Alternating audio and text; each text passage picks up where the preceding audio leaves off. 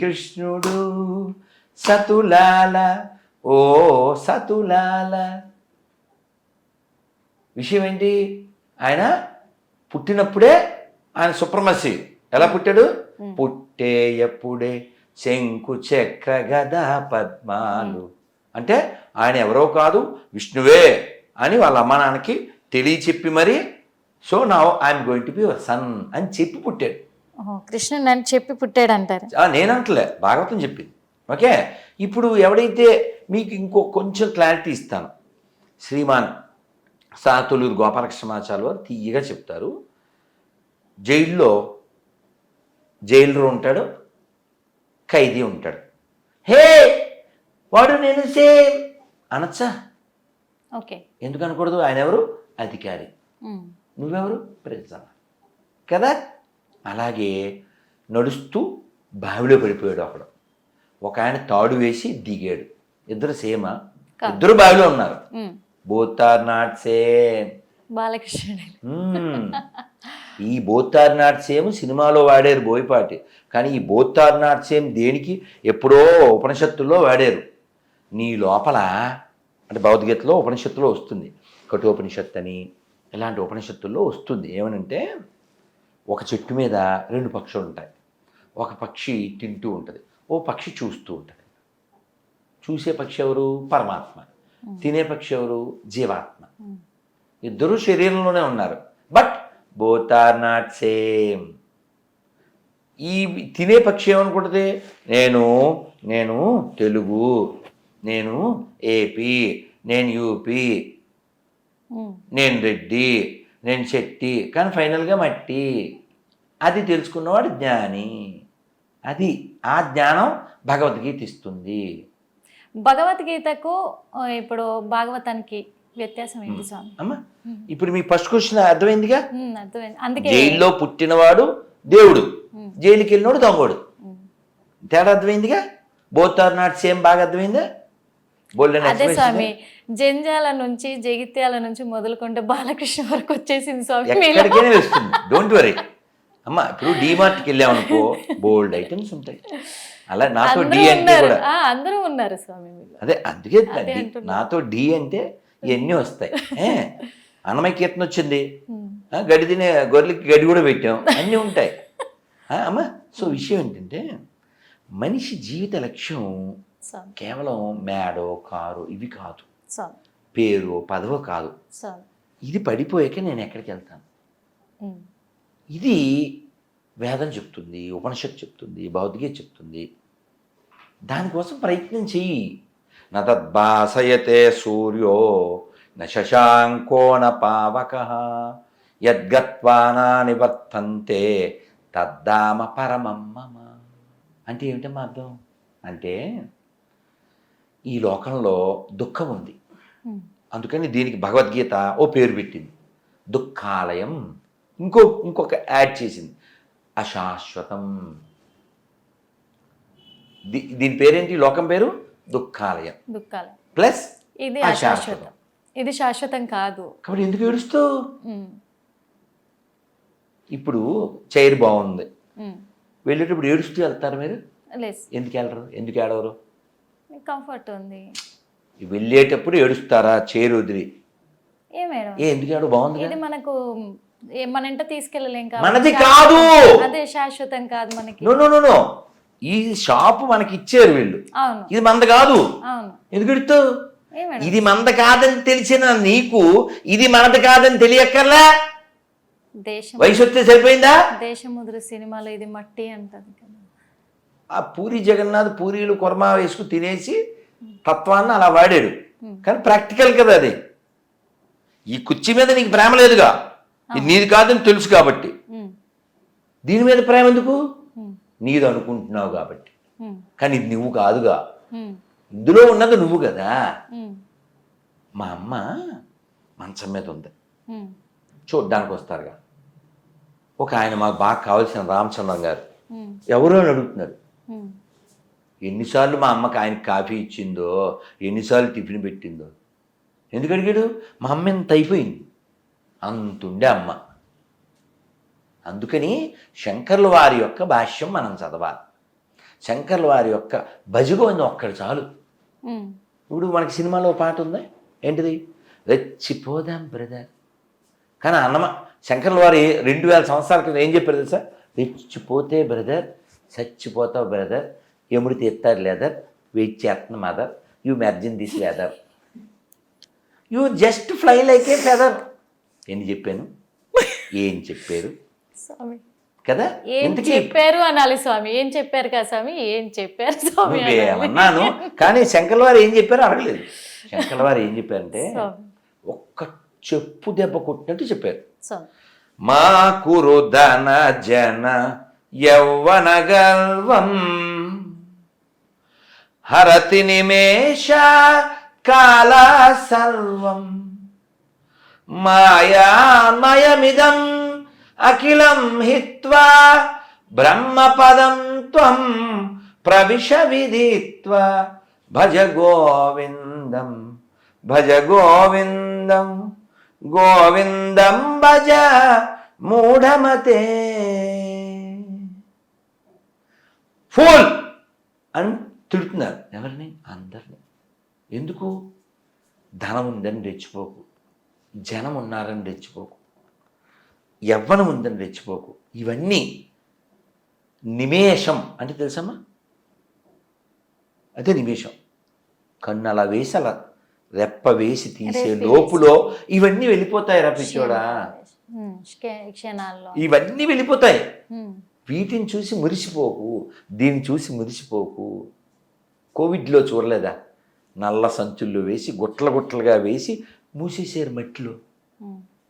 కాబట్టి ఇది మనకొక గిఫ్ట్, ఎప్పటికైనా ఇది షిఫ్ట్. అంటే ఉన్న రోజులు కాపాడుకోవాలి కదా స్వామి. కాపాడుకో, కుర్చీని కూడా బాగా చూసుకో, తుడు. ఇప్పుడు వాడు కొత్త కుర్చీలు కొన్నావు, తుడిచాడు, పసుపు కుంకుమ పెట్టాడు, అది ఇరిగిపోయింది కాలు, ఏం చేస్తావు, పడేసి. సేమ్ నువ్వు నేను కూడా. రాముడు మాంసాహారి అంటున్నారు, అంటే అది విన్నా నేను, అది నిజమా అబద్ధమా అనేది నాకు క్లారిటీ వస్తుంది కాదమ్మా. రామాయణంలో స్వామి అది ఇప్పుడు రాముడు మాంసాహారం తిన్నాను లేదా ఎవరు చెప్పాలి, స్వామి ఎవరు చెప్పాలి, చూసిన వాళ్ళు లేదా తిన్న వాళ్ళు చెప్పాలి, పెట్టిన వాళ్ళు చెప్పాలి. ఓకే, ఇవన్నీ ఎందులో చెప్పారు, రామాయణంలో చెప్పారు. రామాయణం ఎవరు రాశారు, వాల్మీకి. మనకి ఆథరైజేషన్ కావాలంటే ఇప్పుడు మీ ఇంట్లో బీరువాలో ఏముందో మీకు తెలుసు, మా ఇంట్లో అలమారలో ఏముందో మాకు తెలుసు. అలా రామాయణంలో ఏముందో ఎవరికి తెలుసు, వాల్మీకి తెలుసు. ఇక్కడ వాల్మీకి చెప్పాలి, వాళ్ళు వీళ్ళు చెప్పింది మనం వినకూడదు.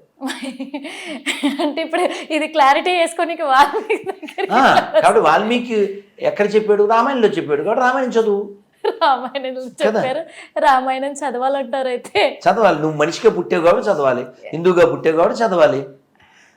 ఎందుకు చదవాలి, శాస్త్రం చెప్పింది. ఏ లోపులో చదవాలి, మనకి ప్రాతకాలే ద్యుత క్రీడ అన్నారు, మధ్యాహ్నేస్తు స్త్రీ ప్రసంగ, రాత్రౌ చోర కథా సంగ్రహణం, కాలో గచ్చతి ధీమతాం అన్నారు. అంటే ఏమిటంటే పొద్దున్నే జోదం, జోదం అంటే ఏంటి, పేకాట ఉంటాయి కదా, పొద్దున్నే జోదానికి సంబంధించి చదవాలంట, మధ్యాహ్నం స్త్రీ గురించి సంబంధించి చదవాలంట, రాత్రి దొంగత చూసా మొహాలు పెట్టావు ఇవే అని కదా. ఎంత తెలివి, వినమ్మా, పూర్తి చేశాక నువ్వు మళ్ళీ నవ్వుతావు. అంటే కవులు అలా అందంగా చెప్పారు. రాత్రి దొంగోడు గురించి చదవాలంట. అంటే ఏమిటి, జ్యోతక్రీడ దేంట్లో ఉంది, మహాభారతంలో ఉంది. మహాభారతం చదవాలి మనిషి 25 ఏళ్ళు పూర్తయ్యే లోపల, అప్పుడు ఎలా ఉండాలి ఎలా ఉండకూడదు తెలుస్తుంది. సో స్త్రీ గురించి ఎక్కువ మాట్లాడింది ఎవరు, రామాయణం. ఎవరు చెప్పారు, వాల్మీకి చెప్పారు. ఏం చెప్పారు, రామాయణాన్ని అయనమితి రామాయణం, రాముడి యొక్క అయనం, ఏ సీతాయా చరితం మహత్ ఇది రామాయణం అన్నారు. ఎవరి చరిత్ర ఇది, రామాయణం అంటే ఎవరి చరిత్ర అని నువ్వన్నావు కదా, నేనన్నాను. వాల్మీకి ఏమన్నారు, సీతాయా చరితం మహత్ ఇది రామాయణం అన్నారు. ఇది సీత చరిత్ర అన్నారు ఆయన. రామాయణం రాముడితో నడిచింది ఆవిడ, రామాయణం. ఓకే, సో మధ్యాహ్నం అంటే జీవితం 50 ఏళ్ళు వచ్చే లోపల రామాయణం పూర్తి చేయాలి. ఓకే, రామాయణం 50 ఏళ్ళు వచ్చే లోపల చదివాలి. తర్వాత రాత్రి చోర ప్రసంగం, అంటే దొంగతనం గురించి ఎక్కడుంది, మఖన్ చోర్ ఎవరు? మఖన్ చోర్. మఖన్ అంటే వెన్నమ్మ. ఎవరు? కృష్ణుడు స్వామి. అదనమాట. భాగవతం చదవాలి. ఓకే. భాగవతంలో ఆనందం ఉంటుంది, సంతోషం ఉంటుంది. ఆ అల్లరిని ఆస్వాదించే తల్లులు ఉంటారు. కృష్ణుడు వాళ్ళ అమ్మ దగ్గరికి వచ్చాడు. ఏదో వంటలు అవి పిండి వంటలు చేస్తుంటే పిల్లలు ఏం చేస్తాం, చేయబెట్టి తీసుకుని తింటాంగా. చిన్నప్పుడు అందరూ జంతికలు చేస్తుంటే మా పెద్దమ్మ, నేను వాళ్ళ ఇంట్లో ఉన్నాను, 13-14 ఏళ్ళు ఉంటాయి, చేస్తూ వేడివేడిగా ఇన్ని పెట్టింది. ఇన్నా అన్నాను. ఒరే ఎన్ని కావాలితే అని తిను అన్న. పెద్దమ్మ లేదు, తిన్న జంతికలు లేవు, మురుకులు, కానీ ఆ మెమరీస్ ఉన్నాయిగా. అలా ఏదో చేస్తుంది. ఎవరు? యశోద. ఇలా తినబోయాడు, చేతి మీద కొట్టింది. ఏ నాకు కాదా? కాదు కాదు, రేపు ఇంద్రుడికి పూజ చేస్తున్నారు, ఇంద్ర పూజ, ఏదో యాగం చేస్తున్నారు అంటే నాకు తెలీదు, నేను వంట చేయాలి, మీ నాన్నగారిని అడుగుపో అందాడు. వెళ్ళాడు. నాన్నగారు ఏదో పూజ చేస్తున్నారట, అమ్మ వంటలు చేస్తుంది అంటే, అవునరా మనకు వానలు ఇస్తున్నాడు కదా ఇంద్రుడు, అందుకని ఆయన ఇంద్ర పూజ చేస్తున్నాం అంటే, వానలు ఎందుకు ఇస్తున్నాడు? మనం యాగం చేయబట్టి అంటే, యాగం చేయబోతే ఇవ్వడన్నమాట. అలాంటి వాడికి ఎందుకు చేయడం నాన్నగారు అన్నాడు. లాజిక్కు. మరి కృష్ణుడు అంటే అందరికీ ఇష్టము, మనలో లాజిక్కు. నిజమేరా, అది ఎవరికి చేయాలి? అసలు మన గోవులన్నింటినీ పోషించేది గోవర్ధనం కదా, కాబట్టి ఆ గోవర్ధనాన్ని చేద్దాం అంటే వీళ్ళందరూ మరి కృష్ణుడు అంటే సరే ముగ్ధమోహనం కదా, అలాగే అన్నారు. మరి ఎలా చేయాలిరా? ఈ వంటలు అవి చేస్తుంది కదా అమ్మ, అందరినీ చేసుకురమ్మను అన్నాడు. కృష్ణుడి మాట వాళ్ళందరికీ ఇష్టం. కృష్ణుడు అంటే ఏంటి, ఎంత అల్లరి చేసినా కృష్ణుడు అంటే వాళ్ళకి బోల్డ్ ప్రేమ.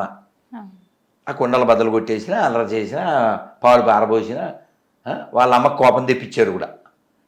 నేను కృష్ణుడి ఆనందం, ఆనంద స్వరూపం. అన్నమయ్య ఎంత సపోర్ట్ చేస్తాడంటే, అన్నమయ్య యశోదలా మాట్లాడతాడు. ఎంత బాగా చెప్తాడంటే,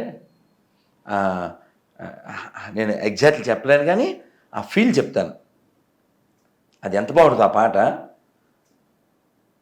చూడరటే కానరటే బిడ్డలు, ఆ పిల్లలన్నాక పాలు పెరుగు ఉన్నప్పుడు తినరా, అందులో చెయ్యి పెట్టరా అని అసలు అన్నమయ్యే యశోదలా ఫీల్ అయ్యి భలే పాడతాడు. అది కానరటే చూడరటే అంటే బాగుంటుంది ఆ పాట, నాకు రాదు. సో ఆ విధంగా వాళ్ళన్నీ చేసుకొస్తారు. ఏం చేయాలరా అని అడుగుతారు నందమహారాజు. ఇదంతా పెద్ద కొండలా వేయండి అంటాడు. వీళ్ళు వండుకొచ్చినవన్నీ ఆ కొండ ముందు కొండలా వేసేస్తారు. దాన్ని అన్నకూట మహోత్సవం అంటారు. ఇప్పటికీ బృందావనంలో, ఇస్కాన్ సాంప్రదాయంలో, గౌడీ సాంప్రదాయంలో అలా చేస్తారు. మన టెంపుల్లోనే. ఇప్పుడు రాధా మదన్ మోహనం మన అబిడ్స్లో ఉంది. ఆ టెంపుల్లో స్వామి ఎదురుగానే అన్నం అలా పెద్ద రాసి పోసి, దాని నిండా రకరకాల ఆహార పదార్థాలు అవి పెట్టి, దాన్ని కొండలా చేసి అలంకారం చేసి, దాని మీద ఒక చిన్న కృష్ణుని పెట్టి, చాలా మంచి అలంకారం. ఎప్పుడైనా మీరు కృష్ణాష్టమి ఆ టైంలో వెళ్ళండి. మా గోవర్ధన పూజ జరుగుద్ది, కార్తీక మాసంలో జరుగుద్ది. సో అలా బృందావనంలో పెద్ద అన్నకూటం పెట్టారు. ఈ జ్యూసులు రసాలు అన్ని పోసేని మధ్యలో అంటారు, గుంట చేసి పోసారు. ఈయనెవరు కృష్ణుడు? విష్ణు. నీకు తెలుసు, వాళ్ళకి తెలుసా? ఓకే. యశోదకి ఎవరాయన? కొడుకు. నందుడికి ఎవరు? కొడుకు. ఆ ఊళ్ళో వాళ్ళకి ఎవరు? ముద్దుల బాలుడు. అన్నమయ్య అది కూడా మాట్లాడతాడు.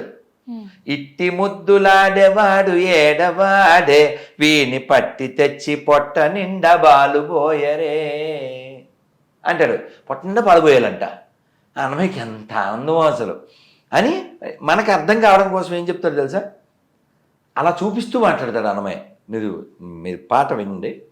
చేరి యశోదకు శిశువితడు, అన్నమయ్య వెంకటేశ్వరం చూపిస్తూ, చేరి యశోదకు శిశువితడు, దారుని బ్రహ్మకు తండ్రియోనితడు, చేరి యశోదకు శిశువితడు. ఎవరితనో? యశోద కొడుకు. అట్ ద సేమ్ టైం ఎవరితనో? బ్రహ్మకు తండ్రి. బ్రహ్మకు తండ్రి ఎవరు? విష్ణువు. కానీ వాళ్ళకి ఆయన ఎవరు? ఒక అద్భుత బాలుడు అంతే, వాళ్ళ పిల్లోడు అంతే, వాళ్ళ ఊళ్ళో అబ్బాయి అంతే.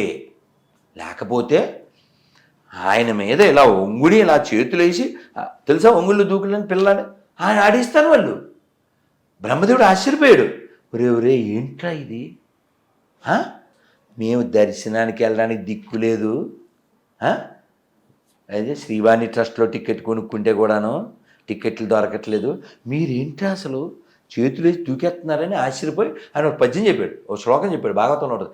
అహోభాగ్యం అహోభాగ్యం నందగోప వ్రజౌకసౌ యన్మిత్రం పరమానందం పూర్ణం బ్రహ్మ సనాతనం. అయ్యో మేము తపస్సు చేస్తే ధ్యానం చేస్తే దొరకడే, మీరేంట్రా అసలు ఈ ఒంగుళ్ళు దూకిలాడు. పూర్వజన్మ సుకృతం అదే అన్నాడు ఆయన అదే అన్నాడు, బ్రహ్మదేవుడు అదే అన్నాడు, ఏం పుణ్యం చేశారో మీరు ఆడేసుకుంటున్నారు కదా అన్నాడు. అటువంటి పరబ్రహ్మము ఆయన పిల్లవాడిగా వచ్చి వాళ్ళకి ఆనందాన్ని ఇచ్చి ఈరోజు మాట్లాడుతున్న మనకే ఆనందాన్ని ఇస్తున్నాడు. అది దైవం అంటే. అందుకని ఏడుస్తాను, ఏడిపిస్తాను, బెదిరిస్తాను, వాడు గాడ్ ఏంటి, right the rod, they are doing fraud, people going mad, అది వెరీ సాడ్. అందుకని ఇక్కడ కృష్ణుడు అలా కొండ ఎదురుగా అది అన్నకూటం చేశాడు. వీళ్ళందరూ చూస్తున్నారు ఏం జరుగుద్దని. ఈయన ఈ కొండకి మొక్కండి అన్నాడు. ఎలా మొక్కలు తెలియదు కదా పల్లెటూరు, ఇలా మొక్కండి అన్నాడు.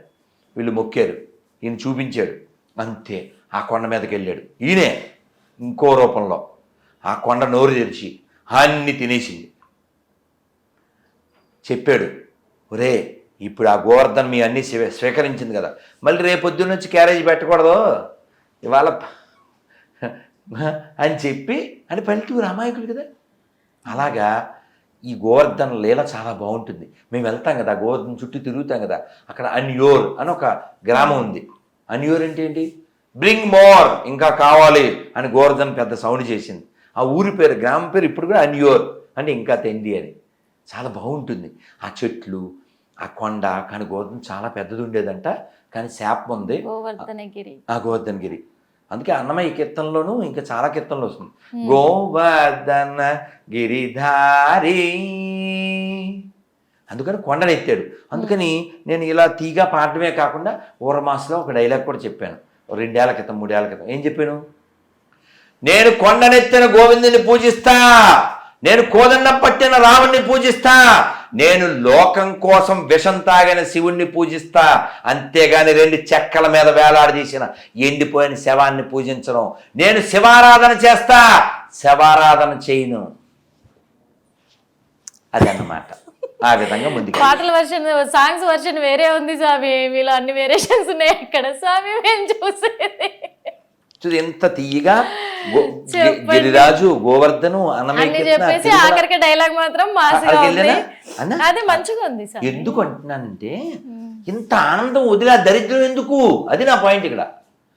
ఇప్పుడు మీరు మీ పిల్లలకి మీరు వండి పెడితే, మమ్మీ నేను జొమాటోలో టమాటా బాత్ ఆర్డర్ ఇస్తా అంటే గిన్నెచ్చు కొట్టాలనిపిస్తుందా అనిపించదా? అలా like mother I'm feeling there లేదా అంతే అనిపిస్తుంది సార్. మీకు అనిపిస్తుందా యాజ్ ఏ మదర్? వండుద్దా మండదా? వండిన తర్వాత జొమాటోలో వాడు పాసిపోయింది ఏదో వేసి వేడివేడిగా పంపిస్తే ఆహా ఆహా ఏమి రుచి అని ఆ బల్లులు పడింది, ఆ జెర్రీలు పడింది, వీడు కర్రీ అని తినేస్తుంటే పర్రిగాడు గడ్డి పెడతారా పెట్టరా చెప్పమ్మా? పెడతాను సార్. సేమ్ నేను అదే చెప్తున్నా. యాజ్ ఏ మీరు మదరు, ఆ మదర్ క్యారెక్టర్ లాగే అయ్యో వీళ్ళు ఆనందం పొందడం మానేసి దుఃఖం పొందుతున్నారనే బాధతో ఆవేదనతో తప్ప నాకెవ్వరి మీద కోపం లేదు. ఏపీ ఎలక్షన్లల్లో వైఎస్ఆర్సీపీ అధికారంలో ఉన్నప్పుడు అందరూ వైఎస్ఆర్సీపీ టీం అంతా కూడా పవన్ కళ్యాణ్ని అసెంబ్లీ వైపు రానియము, నీడ కూడా పడనీయము అని సవాల్ చేశారు.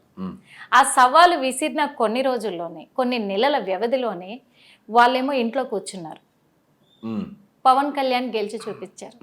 దానిపైన మీరేం చెప్పగలరు సార్? పవన్ కళ్యాణ్ గెలుపు పైన నిన్న మొన్న ఎవరితోనో మాట్లాడుతూ నిన్నే మనం ఎప్పుడైనా ఏ స్థితిలో అయినా వెయిట్ చేయాలి అని చెప్పాను. సేమ్ అది చేశాడు అతను, అంతే. పవన్ కళ్యాణ్ అంతేగా చేశాడుగా. అవును సార్. 19లో వచ్చారు, సారీ 14లో వచ్చారు, పోటీ చేయలే. 19లో వచ్చారు, పోటీ చేశారు, ఓడిపోయారు. వెళ్ళి ఇంట్లోకి వెళ్ళి పడుకోలే, వెయిట్ చేశాడు, ఫైట్ చేశాడు, వెయిట్ తెచ్చుకున్నాడు. సింపుల్. సవాల్ చేసిన వాళ్ళు సార్ వాళ్ళపైన మీ శవాన్ని నమ్ముకున్నారు, సవాల్ చేశారు, శవాల్లో పడుకున్నారు. అంటే ఇక్కడ నేనేమన్నానో మీరు వినలే. శవాన్ని నమ్ముకున్నారు అన్నా. అవును సార్. శవం అంటే తెలుసు, వాళ్ళ ఇంటి ముందు పేసుకున్న రెండు అందుకే కర్రలు. అడుగుతున్నాను స్వామి. అందుకే నేను అది అర్థమయ్యే ఇంకా క్లారిటీ ఇస్తా. అంటే హిందూ తత్వం గెలిచిందంటారా? ఖచ్చితంగా ఓట్లేసింది హిందువులే. ఖచ్చితంగా ఓట్లేసింది. గొర్రెలన్నీ అటువైపే ఉన్నాయి 40%. అర్థమైందా? సో విషయం ఏంటంటే, కాకినాడకి ఎమ్మెల్యేగా చేశాడు ఒక ఆయన, ద్వారంపూడి చంద్రశేఖర్ రెడ్డిని. స్వామి. ఆయన మాట్లాడుతూ ఎలక్షన్కి ఇంకా 150 రోజులు ఎంతో ఉంది, మీరందరూ మీకు తెలుసు కదా, ఒక గొర్రె మనకి సీఎం అయితే మనం అందరినీ చక్కగా మతం మార్చి గొర్రెల కింద మార్చచ్చు. ఇది పబ్లిక్ మీటింగ్లు ఏం తింటున్నారు? అది చూసి నాకు మండిపోయి ఆ కోరుకొండ కొండ దిగుతూ, అసలు ఏం చేద్దాం అనుకుంటున్నారు ఈ రాష్ట్రాన్ని? మత మార్పిడి హబ్బు చేసి ఏం చేద్దాం అనుకుంటున్నారు? ఎవరు పుట్టిన నేల ఇది? టంగుటూరి పుట్టిన నేల, కందుకూరి పుట్టిన నేల, ఓ పల్నాడి బ్రహ్మనాయుడు పుట్టిన నేల, ఓ డొక్కా సీతమ్మ పుట్టిన నేల, ఒక తాండ్ర పాపారాయుడు పుట్టిన నేల, ఓ ఆదిభట్ల నారాయణ దాస్ గారు పుట్టిన నేల, ఓ కవయిత్రి మల్ల పుట్టిన నేల, వీర రక్తపు దార వారవోసిన సీమ, పలనాడు నీదెరా వెలనాడు నీదెరా, తాండ్ర పాపయ చూడ ఎవడోయి, బాలచంద్రుడు చూడ ఎవడోయి. అటువంటి నేలని ఏదో గొర్రెలు, పాపులు మొత్తం గూస్ బంప్స్ వస్తున్నాయి స్వామి. అసలు ఎందుకంటే మళ్ళీ గుర్తు చేశారు. ఎందుకో చెప్పడానికి మీరు గమనించారో లేదో, నేను తిట్టినా, తీయగా పాడినా, మాట్లాడినా నేను ఫీల్ అయి చేస్తాను. ఖచ్చితంగా అది గమనించాం. I don't act because I'm speaking fact. నేను అందుకే చాలాసార్లు చెప్పాను, చాలామంది చెప్పా, నాది తప్పుంటే చెప్పండి, రోడ్డు మీద బహిరంగ క్షమాపణ చెబుతాను. నా స్టేట్మెంట్లో తప్పుంటే వెనక్కి తీసుకుంటా. ఎంతమంది పుట్టిన నేలండి ఇది? మామూలు నేల, పోతన పుట్టిన నేల. నువ్వు తెలంగాణ ఆంధ్ర పేర్లు పెట్టచ్చు. ఒక రామదాస్ పుట్టిన నేల, ఒక అన్నమయ్య పుట్టిన నేల, ఒక చాకలి ఐలమ్మ పుట్టిన నేల, ఓ కొమరం భీం పుట్టిన నేల, ఓ దాసరి రంగాచారి గారి పుట్టిన నేల, కొప్పరపు కౌలు పుట్టిన నేల. ఇలాంటి నేల, ఓ తిక్కన పుట్టిన నేల. తిక్క వెదవలు చెక్క మతం తీసుకొస్తా అంటే బొక్కలు ఇరిచి లోపల పెట్టకుండా ఉంటారా? ఇవన్నీ వింటుంటే స్వామి నిజంగా అంటే నిజంగా ఇప్పటి వరకు అందరికి వీడని ఒక క్వశ్చన్ మాత్రం మిస్టరీగా మారిపోయింది సార్. మీ నుంచి వస్తుందని అనుకుంటున్నా, సమాధానం మీరే ఇస్తారనుకుంటున్నాను. ఎందుకంటే మీ దగ్గరే ఉందని కూడా నాకు అనిపించింది. అందుకే అడుగుతున్నా స్వామి. నేను ఏం లేదు, ఎందుకంటే ఇది అందరిలో అది డౌట్ గా మిస్టరీగా మిగిలిపోయింది స్వామి. పూరి జగన్నాథ స్వామి నిధి ద్వారాలు తెచ్చుకున్నాయి అంటున్నారు. వాటి మీద అభిప్రాయము ఎలా ఉంది? ఇంకొకటి ఏంటంటే, అసలు నిధి ఉన్న గదికి నాగబంధం ఉంది, అందులో పాములు ఉంటాయని కూడా అంటారు. కానీ ఆ అసలు వెలుగే లేని ఆ గదిలో పాములు ఉంటాయా? అన్ని రోజులు కూడా ఉన్నన్ని రోజులు కూడా వాటికి తిండి తిప్పలు లేకుండా ఎన్ని సంవత్సరాలు ఉంటాయంటారు? ఏం క్వశ్చన్! ఇలాంటి క్వశ్చన్లు వేశారు. కానీ ఆ నిధి ఎవరిది, ఆ గది ఎవరిది, ఆ ఆస్తి ఎవరిది, దేనికి ఖర్చు పెట్టాలి, గుళ్ళో డబ్బులు ఎత్తుకెళ్ళిపోవడానికి ప్రభుత్వాలకు అంత ఆసక్తి ఉంది, ఒక భూములు ఎందుకు మింగట్లేదు, చర్చి భూములు ఎందుకు అడగట్లేదు, ఇలాంటివి ఏం అడగరే? చాలా ఉన్నాయి స్వామి, అలాంటివి అడగాలి. ఈ నాగబంధం అని ఉంటుంది, ఇది కేవలం మనం ఊహించుకున్నటువంటి మామూలు పాము కాదు, అది మంత్ర సంబంధంగా ఉంటుంది. నాగబంధం విడడం అదంతా మంత్రం, యంత్రం, తంత్రం. అర్థమైందా? ఊరికే అందులో పామును పెట్టేశారు అని కాదు, అంత శక్తివంతమైన అది మంత్ర సంబంధం. తంత్రం ఇంకా చాలా ప్రమాదకరంగా ఉంటుంది. తాంత్రికం కేరళలో చాలా ఎక్కువ. మీకు ఉదాహరణ ఇవ్వాలంటే లాంగ్ ఎగో విన్నది, ఒక ఆయన బంగారం మీద చాలా ప్రీతితో, చాలా సాడ్ స్టోరీ బట్ ఎప్పుడో విన్నది, బంగారం బిస్కెట్లు బాగా సంపాదించాడు. ఇంకా భార్య చచ్చిపోయింది, పిల్లలు ఈడెవడండి ఇంకా 24 గంటలు బంగారం బిస్కెట్లు అని పిల్లలు వదిలేసి వెళ్ళిపోయారు. వాడు పని వాళ్ళని పెట్టుకుని బతుకుతున్నాడు. లెక్కెట్టుకోవడం 365, 364, 67, 68 ఇలాగా ఇదే పని. బంగారం బంగారం బంగారం ఇదే చైతన్యం. ఫైనల్గా వాడు ముసలోడు అయిపోతున్నాడు. అమ్మో నేను చచ్చిపోయాక ఇదేమవుతుంది అని ఊహిస్తూ ఉన్న టైంలో ఓ పిల్లోడు వచ్చాడు పని కోసం. ఓ 10-12 ఏళ్ళు ఉంటాయి. వాడిని ఇంట్లో పెట్టుకున్నాడు. వాడికున్న దిక్కుమాలిన ఆలోచనలతో ఆ పిల్లవాడిని ఈ బంగారాన్ని తీసుకెళ్ళి ఓ పాడుబడిన బావిలో వాడిని దింపి, ఒరే దించు అని చెప్పి దాన్ని అందులో పెట్టించాక ఆ నిచ్చెన పైకి లాగేశాడు పిల్లోడు స్వామి. మరి అదేగా స్టోరీ. ఏముంది ఇంకా చాలా సాడ్ స్టోరీని ముందే చెప్పాను. వాడు తాతగారు తాతగారు తాతగారు అంటూనే ఉన్నాడు. పైన మూసేసి వచ్చాడు. తర్వాత వీడు పిచ్చోడు అయిపోయాడు. ఈయన కొడుకు కోటలు వెతుక్కుంటూ వచ్చారు. నాన్న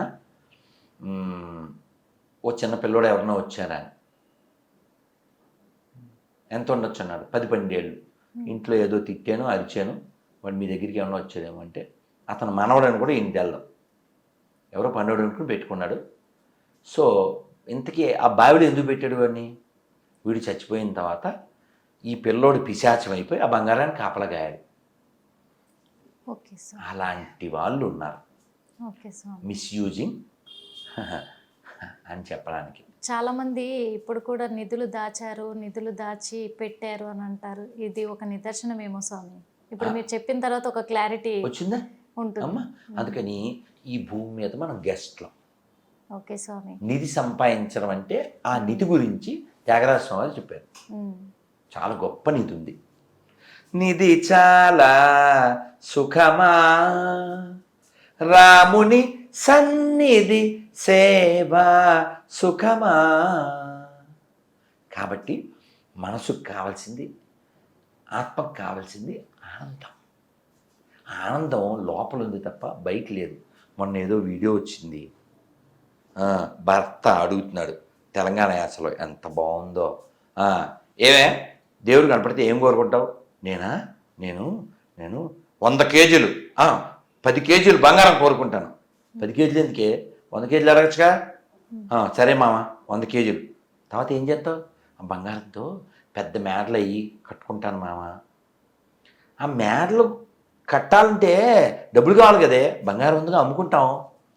మళ్ళీ షాప్కి వెళ్ళి వాడికి ఈటి పెట్టి అమ్ముకోవడం ఎందుకే? ఆ దేవుని డైరెక్ట్గా బిల్డింగ్ అడగచ్చుగా. మామ నాకు తట్టలేదే. అయితే బిల్డింగ్ అడుగుతాను. ఎంత బిల్డింగు? 5 అంతస్తులు. ఏంది 5 అంతస్తులు? పెద్దది అడుగు. ఓకే మామ 50 అంతస్తులు. 50 ఏందే? 100 అడుగు. ఓకే మామ 100 అడుగు. అడిగావు. తర్వాత ఏం చేస్తావు? ఆనందంగా బిల్డింగ్లో తిరుగుతాను అంది. ఇప్పుడు బిల్డింగ్ దేనికి నీకు? ఆనందం కోసం. అదేదో ఆనందం అడగచ్చు కదే. మామ తట్టలేదు. అయిపోయి ఇదే సినిమా. బాగుండలా? చాలా బాగుంది స్వామి. సింపుల్ కదా? సింపుల్ గా ఒక మాటలో చెప్పారు. సింపుల్ కదా? కాబట్టి భగవంతుని ఏమడగాలి? ఆనందం అడుగు. ఎందుకని ఆయన ఆనంద స్వరూపం. తిరుమలలో స్వామివారు ఉండే ఆ శాంక్టోరియం పేరేంటి? ఆనంద నిలయం.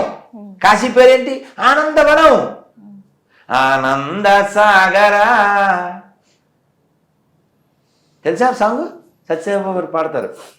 ఆనంద సాగరా మురళీధర రాధే కృష్ణ మీరే ప్రభు వేణుగోపాల.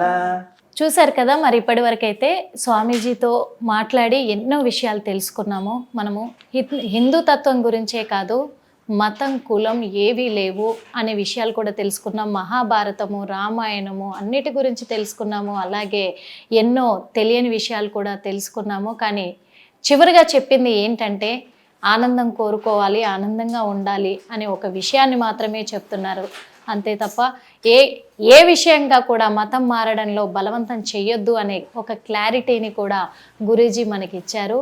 అందుకు గురూజీకి చాలా ధన్యవాదాలు కూడా తెలుపుకుంటూ మరో ఇంటర్వ్యూతో మళ్ళీ కలుద్దాం. అప్పటి వరకు చూస్తూనే ఉండండి hit TV. Hit TV app ని డౌన్లోడ్ చేసుకోండి. ఇందులో short news, live news, entertainment movies అన్ని అవైలబుల్ గా ఉన్నాయి. Please download Hit TV app. Hit TV app. Hit TV యాప్ని ఫ్రీగా డౌన్లోడ్ చేసుకోండి.